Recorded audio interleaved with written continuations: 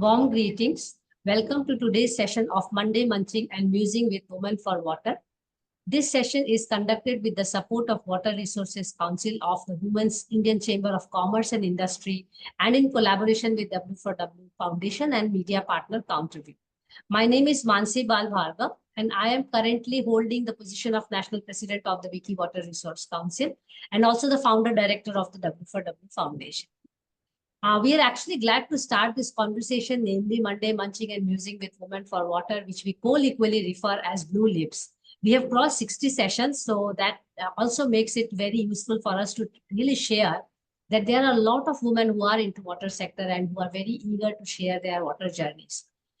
Since the conversation is aimed to share the worries and the wisdom by the woman, for the woman, of the woman in the water sector, we have been really fortunate to have some wonderful women who are traversing the water journey all their life and also have been very, very open to share their journey with us. Because in here, we hope to learn about the water endeavors of the women in a regular disciplined manner like a masterclass. In today's session, we are here to listen and know more about the journey of Dr. Violeta Bulc. I hope I have pronounced her name correctly. So thank you so much, Violeta, to join us in this conversation. And before I invite you, I may really take a minute to just give a broad introduction of yours, biography, so that it's on record as of today. Dr. Violeta Bulc is a visionary leader, innovator, and entrepreneur with over 40 years of experience in creating and managing networks, strategies, and solutions that improve the quality of life for people and the planet. She's CEO of Vibacom, a company that enables knowledge as a universal good and taps into the emergence of a new civilizational paradigm. And it's named as Ecocivilisation. And this is where actually I fished her out because the name was quite attractive. And I was also very keen on eco-theology, and that's how I bumped into this work, and then I started following her. Violeta is also a board member of Europe Asia Center, a platform that fosters dialogue and collaboration between the two continents. As the G100 Global Chair, she is also the member of a global movement of 100 women who initiate 100 projects and aims to bring each of them into at least 100 countries. And this is also where I learned about it through Wiki Water Resource Council, Harbin Arora. And she has been working tirelessly to enrich the path to peace and prosperity for all, which is where we are going to talk about how women are really inspired to do this kind of journeys. Additionally, she is also a former European Commissioner for Transport, where she implemented policies that make mobility solutions environmental friendly, competitive, and inclusive. And since 2022, she is also board member of the Joint European Disruptive Initiative, which sounds quite well. And just, I think, few weeks ago, I came across her extended acts of empathy and engagement in a new book, which is supported by Ecocivilisation, and that's on water, the essence of life. So I'm super, super excited to have you, Violeta, and I hope you are ready to have this conversation with me. And we are live as well as we are on record. So if with your due permission, may I start this conversation with you? Over to you. Thank you very much, Mansi. This was such a kind invitation. And of course, even your framework within which we will explore some of the topics is great. Just the direct dialogue, no PTTs, no single presentation, but only discussion. And I hope our listeners will join us and, of course, with some additional questions, steer the dialogue to the benefit of those that are with us today. Thank you very much. Indeed. Thank you so much, Violeta. And I'm going to start with a very simple question, as we have been asking all our Monday women workers. We call them water workers, women workers. So you have been in politics, you have been a public figure for quite a long time. What really attracted you towards water matters? And how did that journey start? And when did you really feel that I belong here and I have to be around? Over to you. Well, thank you very much for this question. Interesting enough, not long ago, I was asking myself the same question without knowing that you're going to raise it as the first one. And I know already since I was a kid, I just loved water. I could spend the whole day in the water. You know, whenever we went to the seaside, I would be swimming and diving, and they called me a little fish. So I really felt safe and nurtured in the water, being a fresh water or a seawater. But the real focus that captured my attention as a grown-up happened on my spiritual quest in Peru. Not knowing that that's going to shape my life so much in this period of my life. We visited water temple in Peru. Wow.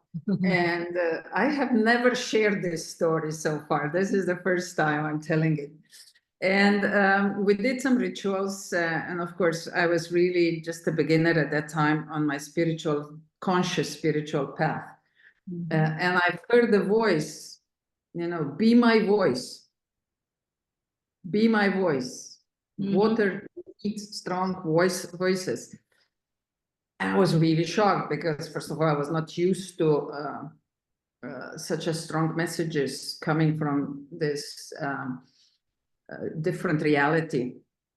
And to be honest, I was thinking about it for a while. I even shared that voice with some of my closest friends that we were together on that spiritual quest, and then forgot all about it. And that was way back. That was 18 years ago. Oh, wow. And when my dear friend, Professor Dr. Nini, who's actually with us today as well, Yes.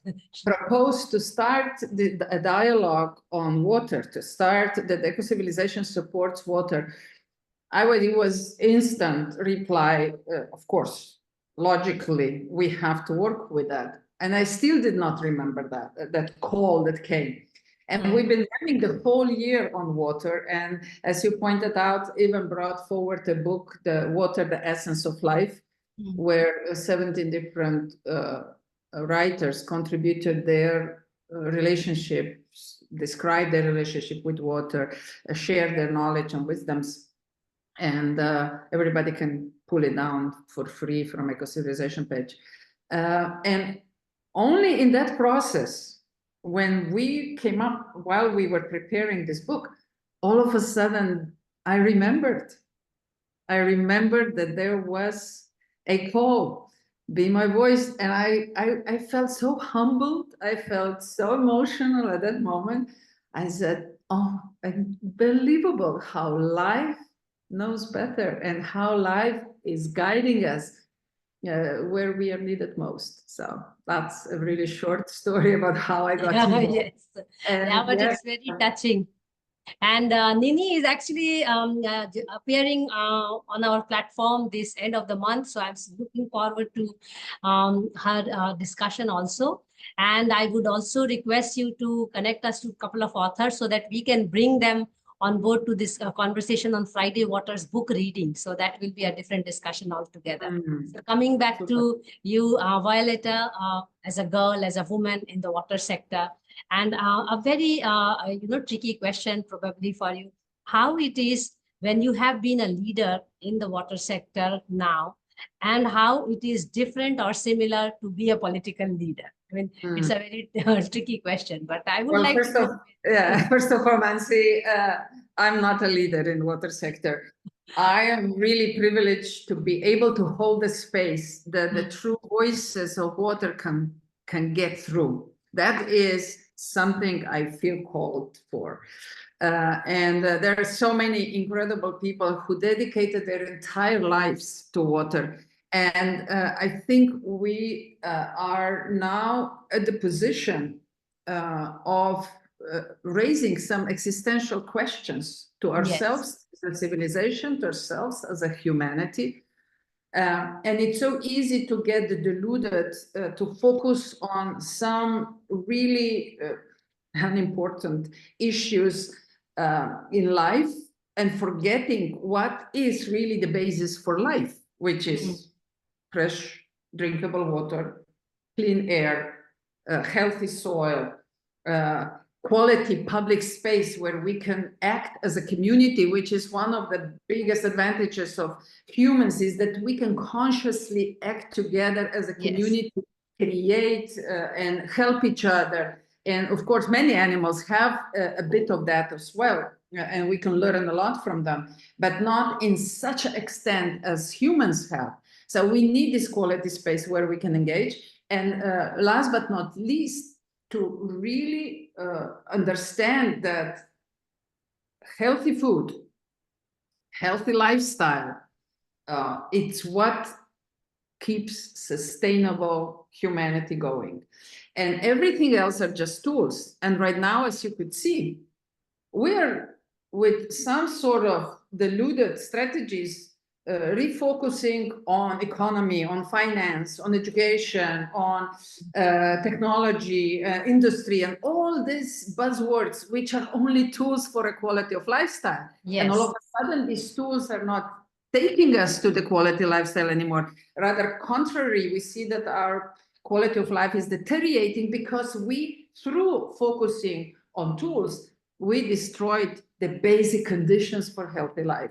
And that's where I find this serious commitment to clean water, to clean air, to quality soil, to quality public space, so inspiring. And I hope more and more people will join us, and then we can have any kind of tool that can help us then to prosper, whatever the new focus or the new perspective for the civilization will become. But without healthy foundation, which fosters the basic life, everything is just an illusion. Yeah, but it's a very important question you raised about the basic things of life. And when I look at the basic things of life from the materialistic way, the way we are working to these days, then we also see that we are so focused on building those tools and developing those tools that we forget that the tools are to make life or to make the society. So I will still stick on to the word tools and rephrase a question which is coming next year. So what kind of activities now Ecocivilisation is taking up, or Violeta herself is interested in? And when you have ventured into water sector, what kind of activities you feel in your public engagements are very, very, enlightening and making you happier? And what are the challenges when you are working? You find that working on this kind of water activities is very challenging as of today. Well, first of all, we need to learn about each other. So one of the first activities that Ecocivilisation movement has really been supporting is to create spaces where people can safely engage and learn about each other's activities, and learn from each other. Many times an encouragement that you're not alone, in something that you feel so strongly associated with, that you feel so strongly attached to. It means a lot. Yeah. So our first phase was organizing all kinds of events. Unfortunately, most of them are virtual still as a consequence of COVID, and Ecocivilisation was launched the first year of COVID anyway. And then we started to reach out, started to speak as a public speakers. I speak really a lot as a public speaker, always including Ecocivilisation, showing people, inviting them that there is a different mindset that can lead us forward from the one that we are so tied up with in this narrow vision, narrow-minded vision of industrial age. And I have nothing against industry, but again, it can be only a tool, it cannot be a goal. And that happened again with technology, which is the biggest contribution of our civilization to the repository of human wisdom. And but again, we all of a sudden started to put technology and virtual space and artificial intelligence as a goal. For Christ's sake, I mean, it's only a tool to create better lives, right? Forgot the goals. To have more sustainability in this world, to live closer to nature, to be more free of, let's say, heavy duty intensive activities that technology can do for us, but not to become a goal.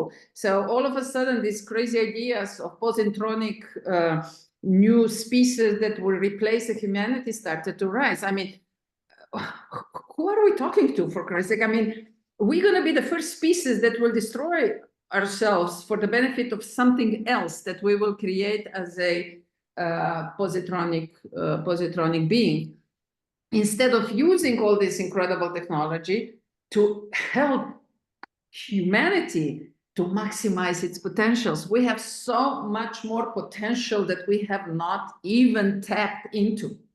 Yes. You know, we are a holistic beings that has all these 6 dimensions. We're not even taking care of ourselves well on a physical level, forgetting that we can heal ourselves. And here water can help us a lot. Water is the global communication systems. It carries on information. It helps us to balance things. And we are talking about intellectual capacity. Intellectual capacity has been so narrowed down to the needs of industrial mindset that we forgot to create holistic points of view, to have a system approach, to understand the cause and consequences, to be aware of it, to get this broader systemic points of view that help us to be in better alignment with everything that's around us and within us.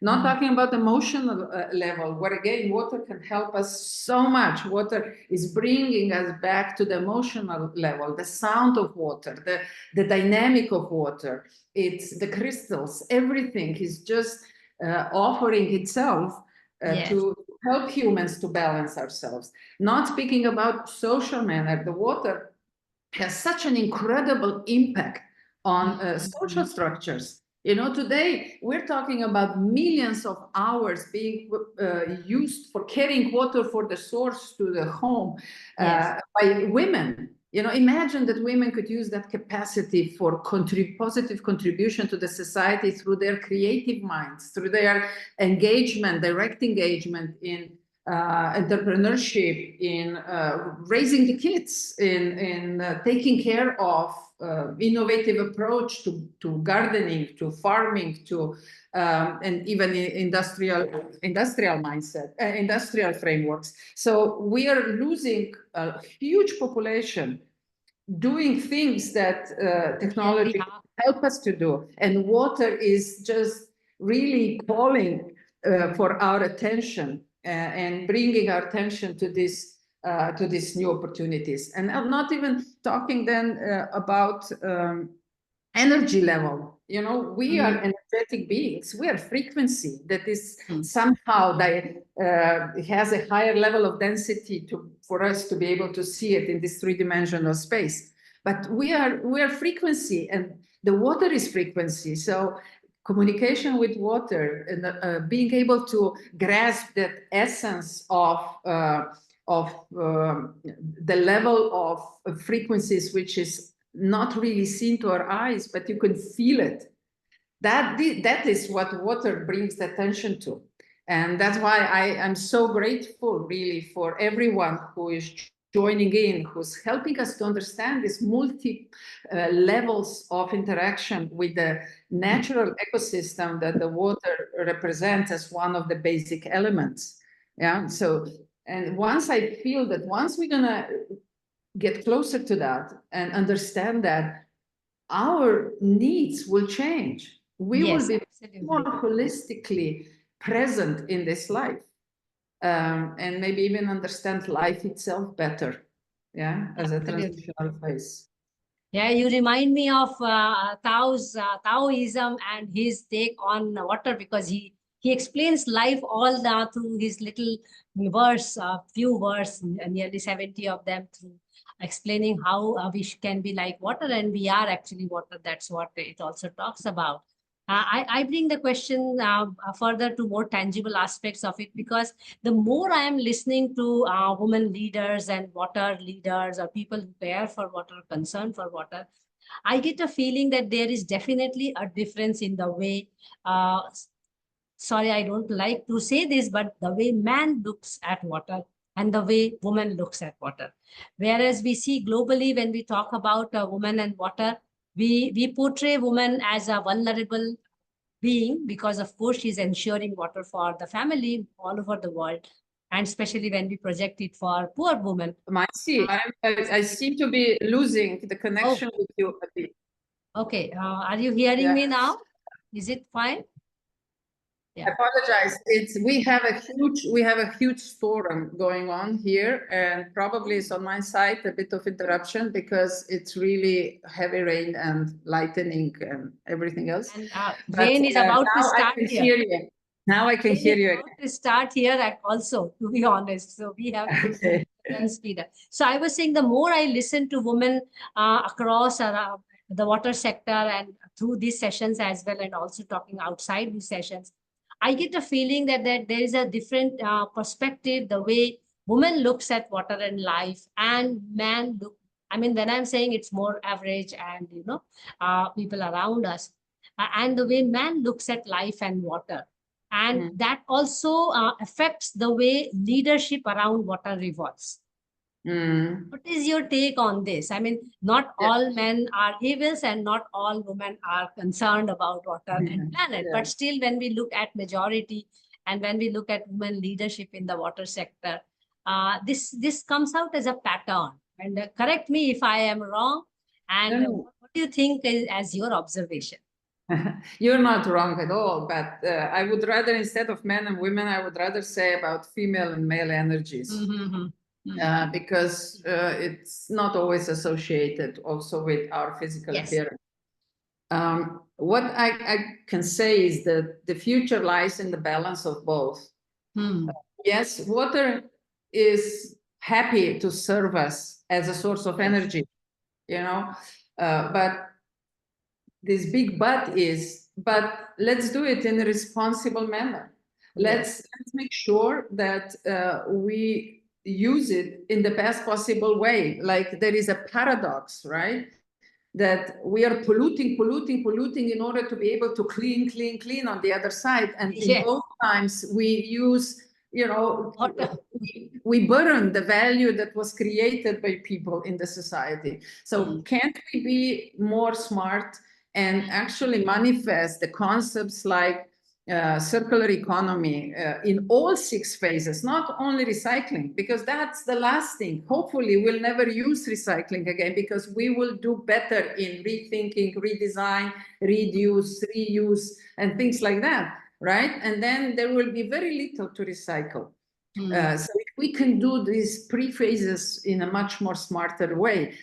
The other one is regenerative methods. The Mother Nature has this incredible capacity of keeping the balance. And humans, yes, we are challenging it because we use all these technologies that are capable of mass destruction in a very short period of time. Yes. The nature takes time to recover. It will recover. If we destroy ourselves, nature will recover eventually. So the question is, do we want to be part of this beautiful ecosystem, or do we want to kick ourselves out of this ecosystem? So here the water is inviting us that we just take a responsible use. Look, for example, water diplomacy is one of the most important emerging areas of engagement. Finally, we became aware that today, due to the poor management, due to the poor governance of water and irresponsible attitude and relationships with water, we are creating more and more conflicts. Yes. And these conflicts are not just verbal. I mean, they are physical conflicts. They take lives. They destroy against the communities. They bring hate. They bring these low-level emotional frequencies in our society, when we could actually agree, because water is, we actually are drinking billions of years old water. Yes. Water is a sort of a closed system. There is very little that is not part of the closed system. And that's why we're really very much invited to make sure we deal with water in a responsible manner. Like, for example, hydrogen technologies. Of course, they're wonderful, but has anybody made a serious analysis? What happens with the water that it's been used for producing the hydrogen and then reconstructed back as a chemical substance compared to the nature-based water? How would that affect our natural ecosystems, our quality of life, our air, our soil, our food, our bodies? You know, we are, after all water. So these are the discussions the Ecocivilisation is trying to bring forward, is trying to engage people over. And that doesn't mean we are trying to stop any kind of progress or development. It's just we have today the capacity to be a responsible steward of our resources. And water, I believe, it's one of the basic resources that we need responsible stewardship. For example, today, sorry, but this is such an important question. Today, the entire world is claimed. Can you imagine? Yes. Every single square meter we claim to own. Yes. What about trees? That what is about so ironic. Yeah. What about people that don't own? I mean, does that mean that they have no right to live because they don't own?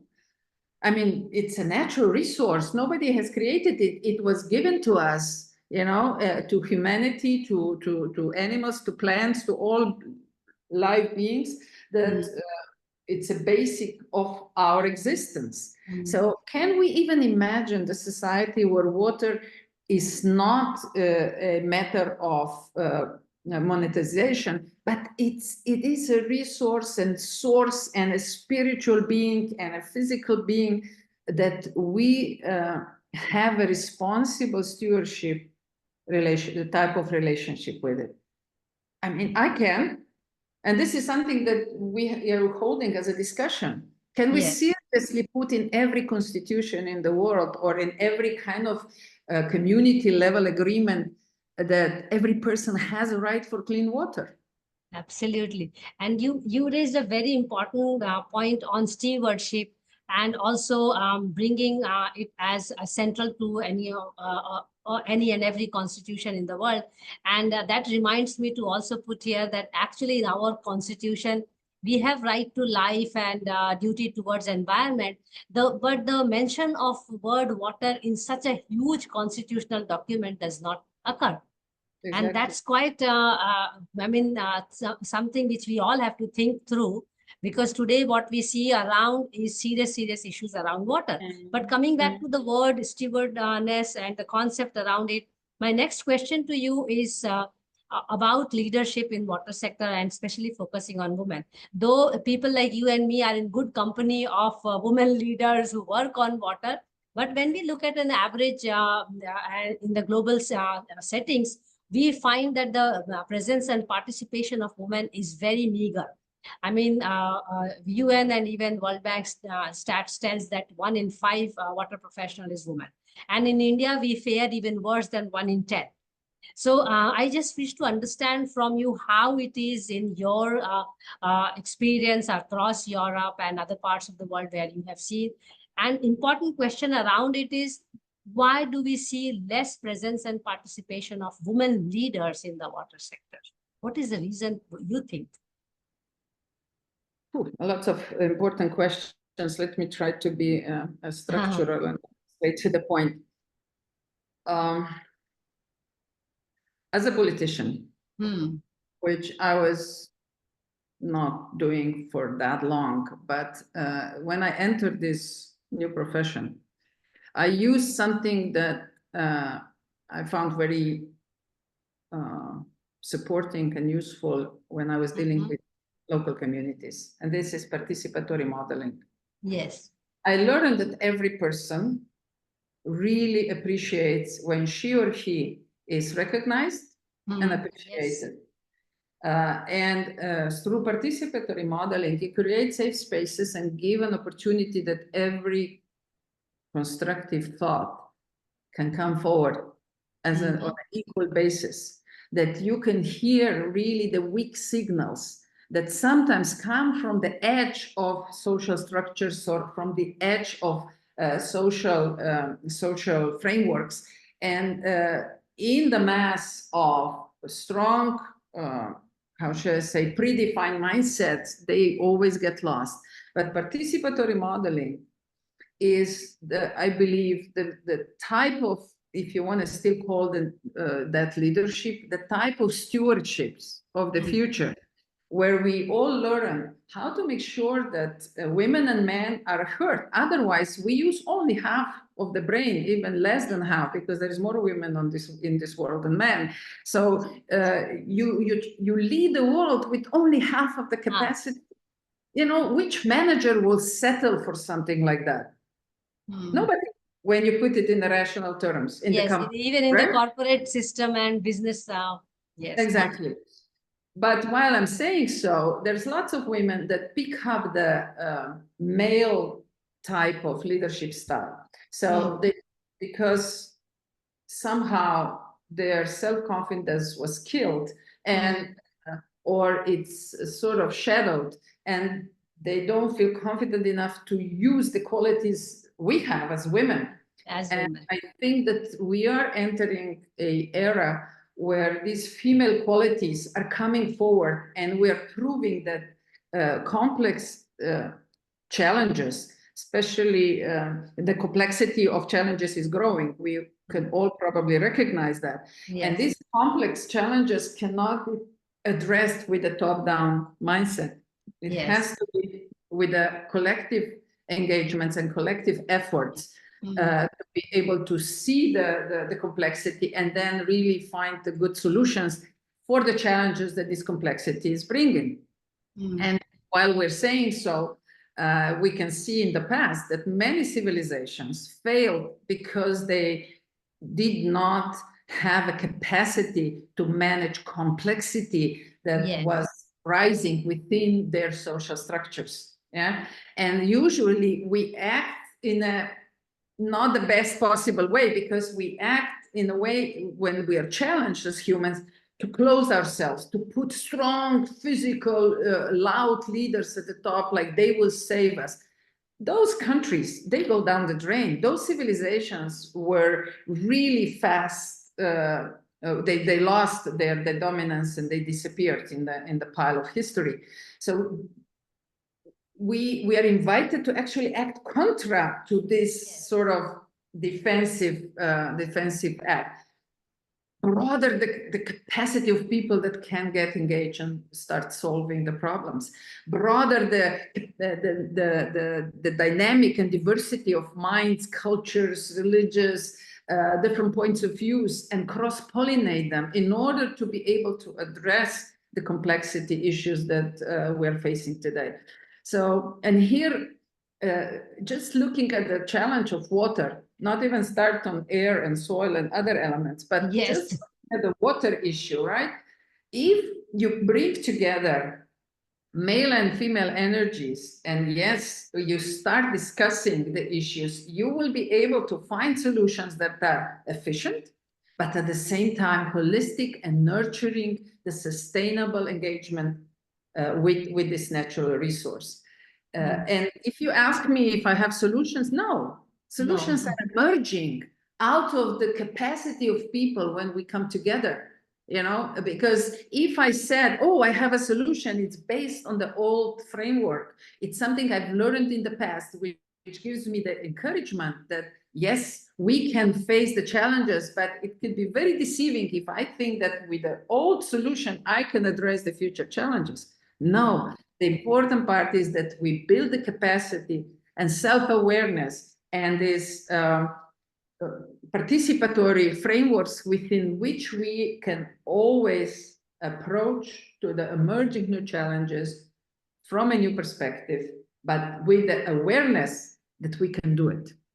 That's very well put. I'm going to pick two things from what you just said.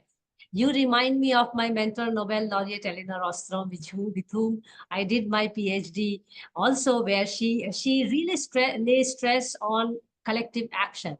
And the very idea that we have to start accepting or harnessing complexity rather than trying to put the society in a social order or in a linear way, looking at all the problems that we can solve all the problems in a very linear, simple way.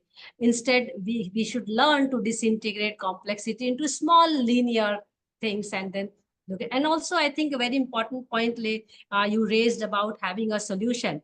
I mean, we also have to be very careful about not getting into the trap of panacea. So if there is a solution for X, it is very contextual.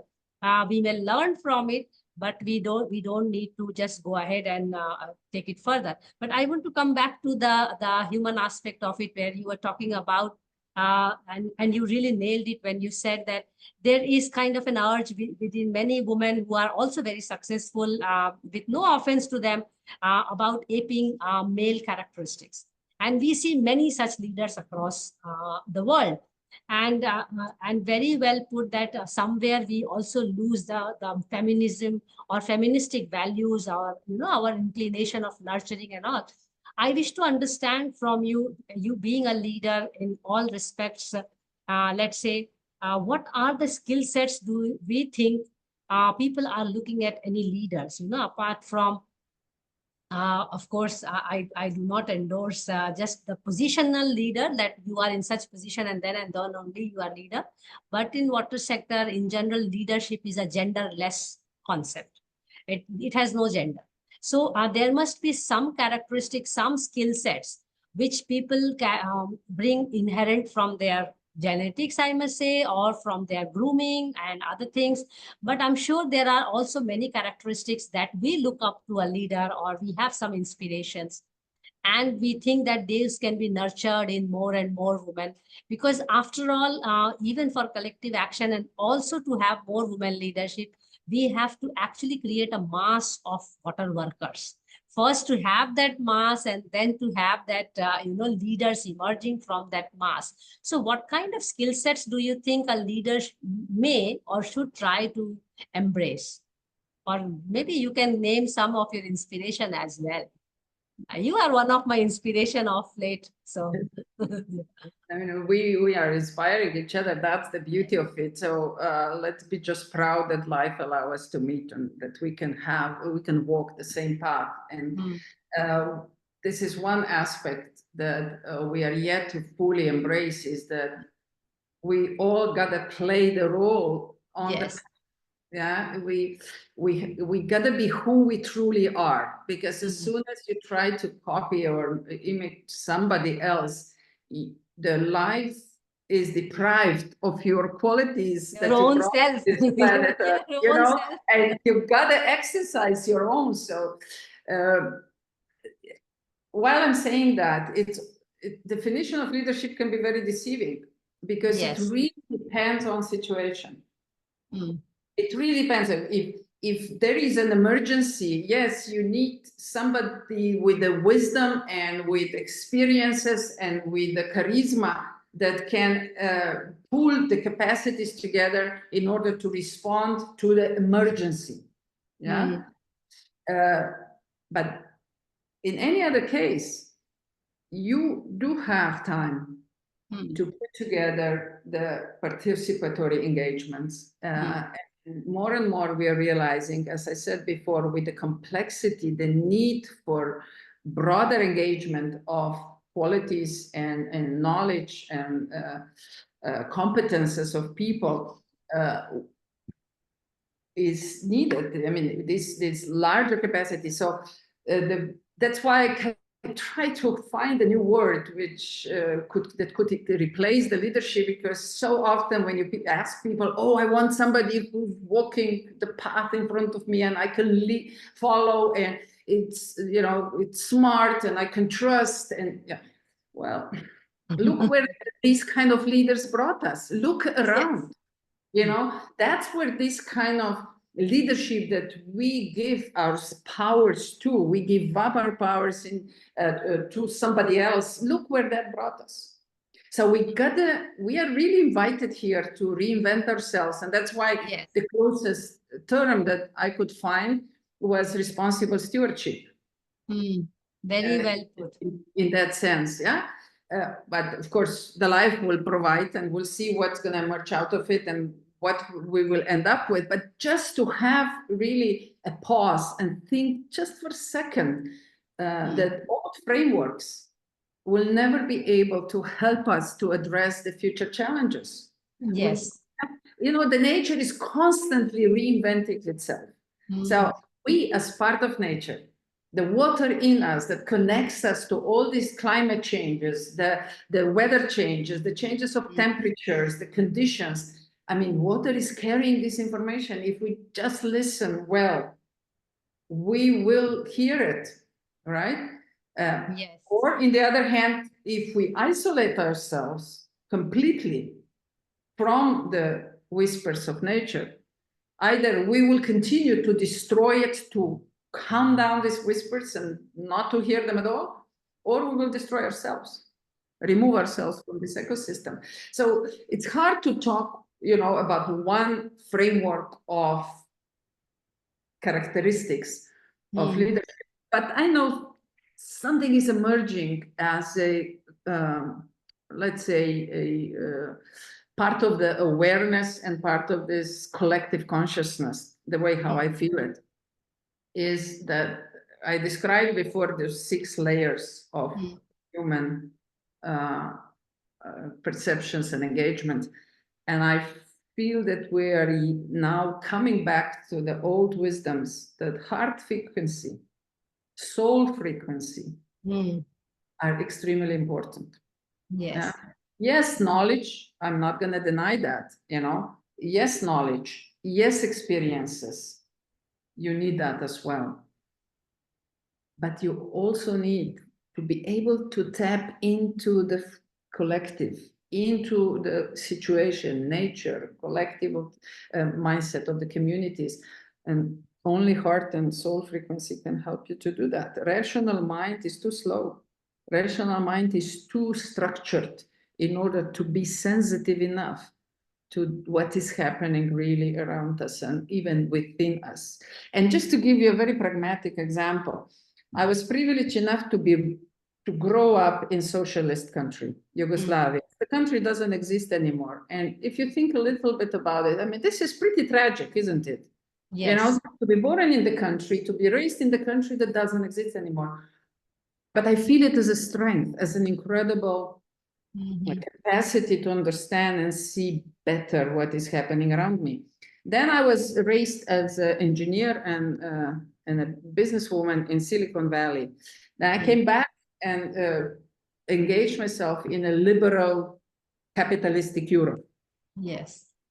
What I've learned is that all these isms that we have and we know about, they all gave us a certain experience and knowledge and the insight in the way how we could potentially organize ourselves. But all of them failed to find a sustainable solution. So now, instead of denying all this and fighting who's communist, who's socialist, who's liberal, who's not, why don't we just make a pause for a second and ask ourselves, what have we learned through all these different frameworks? And the lessons that I got out is collective being too dominant is killing the inspiring sparkles in individuals. Being too individualistic is killing the capacity to see beyond that is only unique to collective. Yeah. So we are now in the position invited to go beyond and bring these qualities forward into something new that will emerge out of our level of awareness, our level of consciousness. And that's what somehow deep inside I can articulate today in a forum of emerging new civilization, ecocivilisation. I might be completely wrong, but if you don't say it loud, you don't get a dialogue. You don't hear other people responding. So, but it's true that something is in the air. It's hard to grasp, but I know that the Mother Nature is going through a huge circle itself. Yes. Maybe 12,000 year circle, maybe a million year circle. I don't know.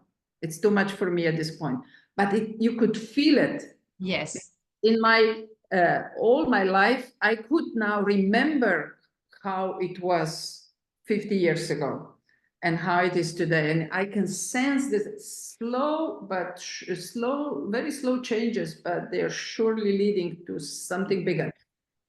So I really hope that in 100 years' time, we'll be sitting here and talking about similar questions with much more positive attitude. Sure, I'm sure. Yeah. The way nature is changing, and as you rightly put, there are minds who are also thinking in these directions. And trust me, when I started reading about eco-theology, I became more hopeful than I was before that, because hope is very important. Otherwise, we will not engage in this collective behavioral change. After all, we have to come to that understanding that water is one in all of us. It's just one water, and the fact that it is just flowing between all creatures. And I think this kind of spiritual learning or conscious learning has to come back to take wiser decisions in whatever development decisions we take. But we can discuss those things at some other time. I want to come back to another pragmatic question to you, because I really want to make use of this conversation.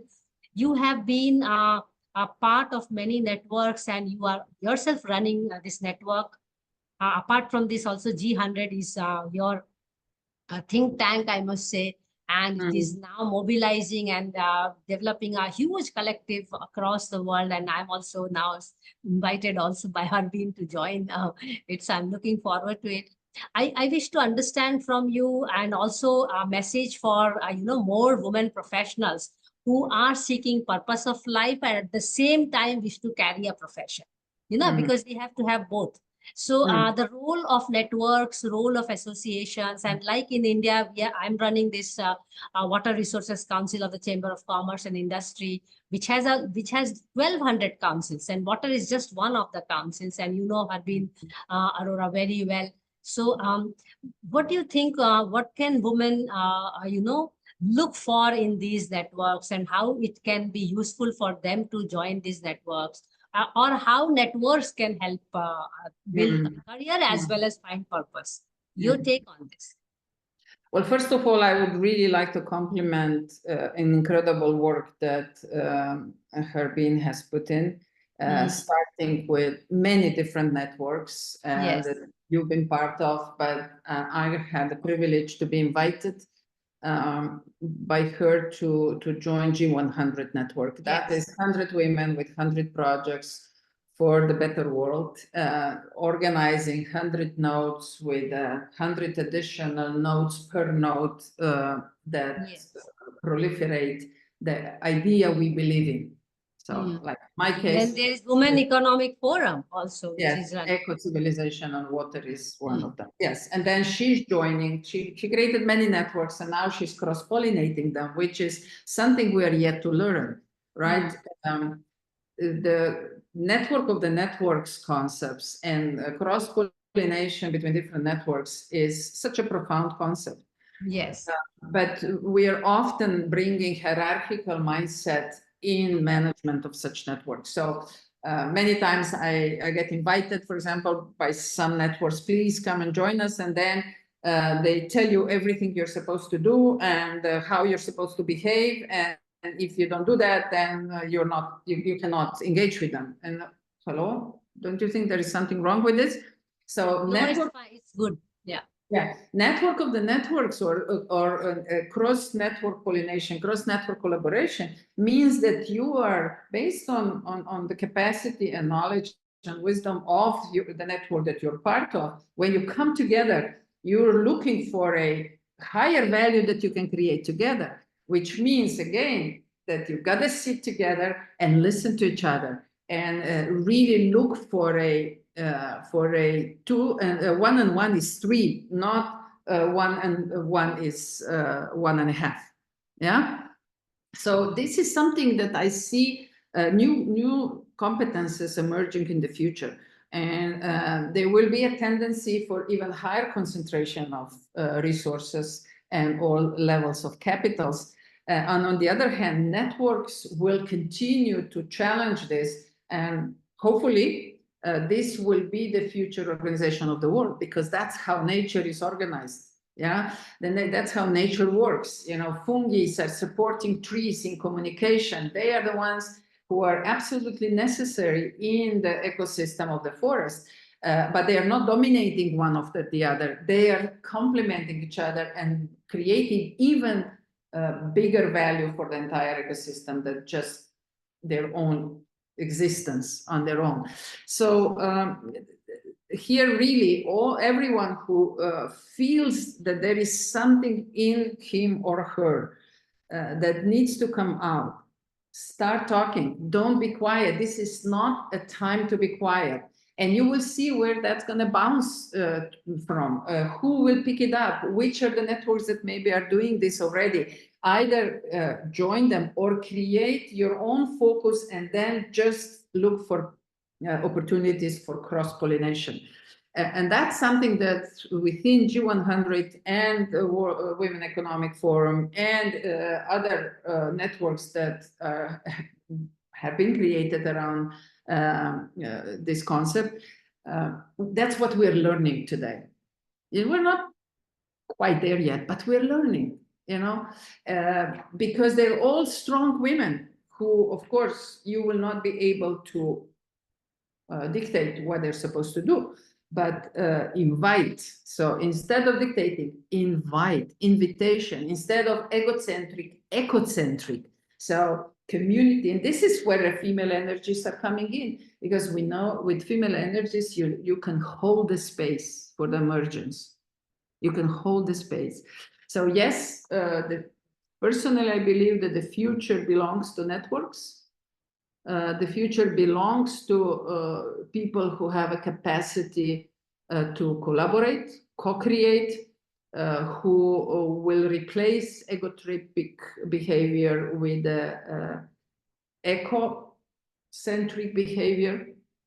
And just imagine, for example, that we can have one shared goal, something that will go beyond everything that you've imagined so far. Mm-hmm.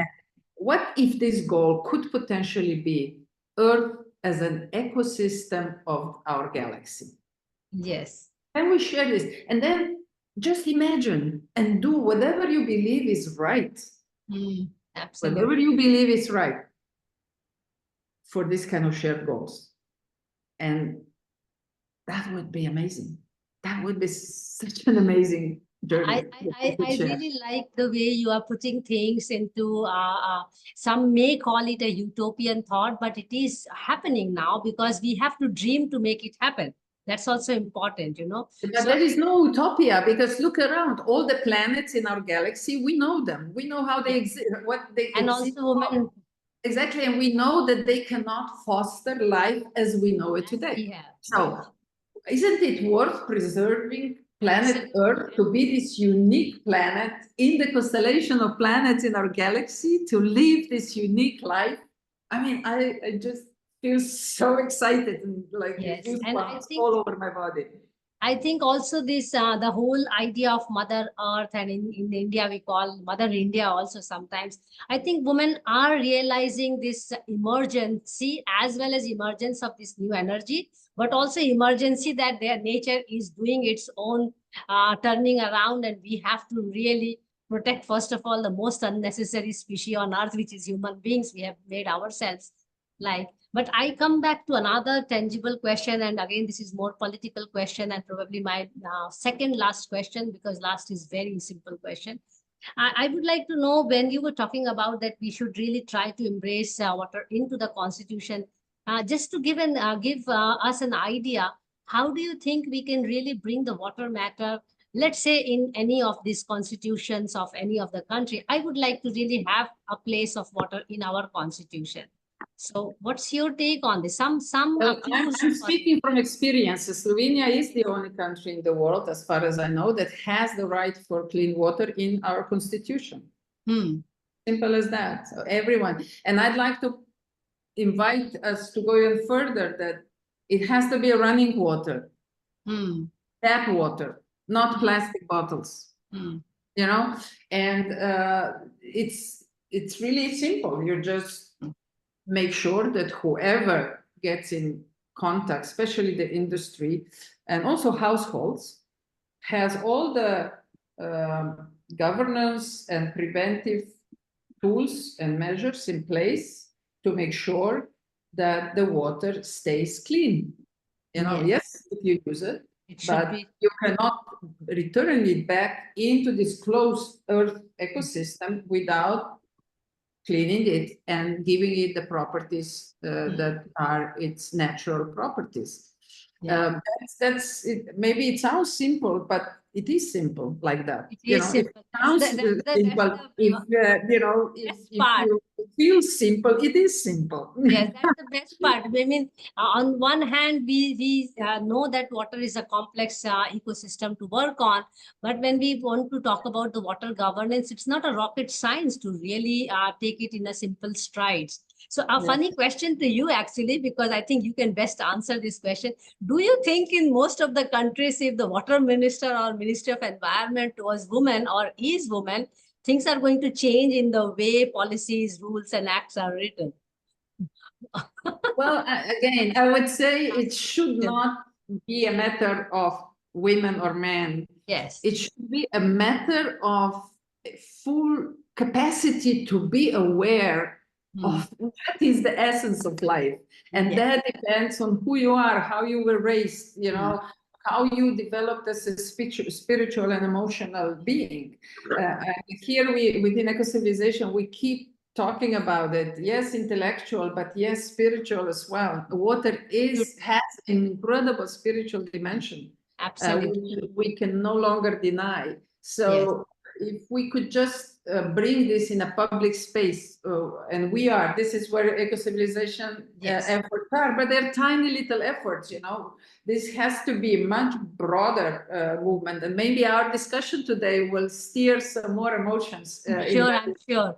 You remind me of a very well written proverb that we are a drop in the ocean, but in each drop, we are an ocean by ourselves. So I love this proverb. I love this statement. Really, it's such a powerful statement, and it tells everything. And I think that's where women also realizes their own potential. And I think that's where you very well laid out the essence of collectivism, you know, and the fact that we have to take it now or never, to be honest, to protect this beautiful planet where people also inherit as one of the species. But we can continue this conversation, but that brings me to the last question, and also we are inching towards closure of the session. But if there are any questions from the participants here, please either type on the chat box, or I'm going to give you a couple of minutes to ask one or two questions to Violeta. So my last question is just a message that I would like you to convey to all the younger generation, why they should engage in this kind of endeavors, but such as water, women, you know, environment, ecology, civilization. What's your message to the younger generation? Why they should join this? Wake up. Yes, a very good word. Very well. Think about the essence of life. What gives you life? Mother gives you life. Mother Earth is nurturing you, gives you food, gives you water, gives you air to breathe, gives you a space where we can live. Why are we so hostile towards those that are giving us life? Why are we hostile towards our mothers or parents? Why are we hostile to Mother Earth? Why are we hostile to water, which is, we are water? Why are we hostile to ourselves? Yes. So this is a very fundamental question that could be asked, should be asked loudly over and over again, and it could potentially be a side effect of industrial mindset. Which again, if we acknowledge that, if we become aware of that, we can start managing it. Everything you are aware of, you can manage. So that's another dimension of movements like Ecocivilisation, is that hopefully we are offering the safe space for awakening your awareness of experiencing that moment of aha, you know, a sense of life. Yes. And then I'm sure, I'm really confident that more holistic, more engaging solutions will emerge. It's not a trivial task, but it's not an impossible task. Also, it's not difficult either. Yeah, I think one of the major thing that I can pick up from your conversation with me is that important is the communication has to continue. And Yes. we have to really embrace collectivism rather than, and also embrace complexity. Why not? And individualism, Mansi, I really would like to send this message very clearly. Mm. We are in the age of development of our civilization, where if we're gonna really acknowledge the benefits and the weaknesses of collectivism, benefits and the weaknesses of individualism, and bring them forward into a new positive value, that's where the solution will emerge. Absolutely, very well put. You remind me of a course which I run, and the course name is I Am Water. So in that whole session, I'm actually asking students, who are they? That's the question for the entire course. Who are they? Who are you? And they keep talking about, I am so and so, I'm born here and there, I am educated this and that, and I like this, I don't like this, and they just don't get the essence of life. And I think that's the major message I'm going to take from you, and also request you to connect us to some of the writers of the book so that we can invite them on Friday Waters. And that brings an end to my questions, but let me just check quickly if there is somebody who would like to ask you a question. And I'm also checking on the YouTube. So maybe we ask Nini, one few lines to Violeta, and this is a good platform to connect all three of us. Nini, would you like to say something? How do I do it? Just say. Yeah. As Violeta said, speak. Do you? I don't see my speaker. Can you hear me? We hear you. We hear you. We don't see you. Yeah. How should I say? I learned a lot from your conversation, and I realized that, okay, I agree most of them, but once you are brought up in a very structured way, you still need I understand everything what Violeta said, and I admire, because if you ask me to answer those questions, I will not be able to do as she did, because she is very good in communication and good in thinking. And also, she has been thinking about it for years. So it is so incredible that she can speak it out. But for me, I have been in the water sector for last 46 years, and I was trained in one discipline. You see? So when I hear her dream, I realized that, okay, this is what made up of eco-civilization. And earlier, I was even dreaming of having water as an individual discipline. So I talked with actually Habin, Dr. Habin Erura, and said to her that, Dr. Habin, you need water. You really need water. So why don't you do the water theme? Then she said, well, we have 100 themes and we cannot make it 101. Then I say, yes, okay. Then I look around and I see eco-civilization. And I think that this is what fits to my dreams and, understanding, and also the way not hydroinformatics, the way eco-civilization speaks is the way I would accept. So it's a music to my ears.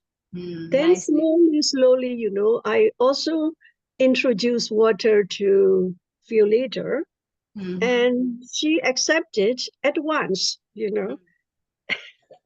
and it was a kind of laughing at myself, because I got more than what I want. And she said, Nini, let's make 2023 Year of Water, Eco-Civilization Year of Water. So, you know, Alia in her talk, she was talking, it was a call. And then the first time it was not so clear when she was a kid. When she was a kid, she has a call for water. But because she was too young and she was in all other business, but in 22, she established the Eco-Civilization in 2020. And I came in only 2022. So I always started with 22.